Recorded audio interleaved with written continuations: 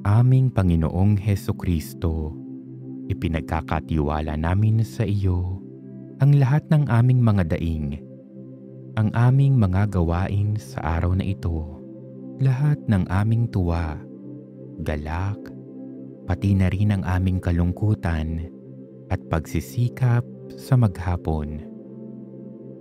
Kaisa ng iyong pagpapakasakit sa krus, nawa ang aming paggawa ng mabuti sa araw na ito ay maging kalugod-lugod sa iyong kamahal-mahalang puso.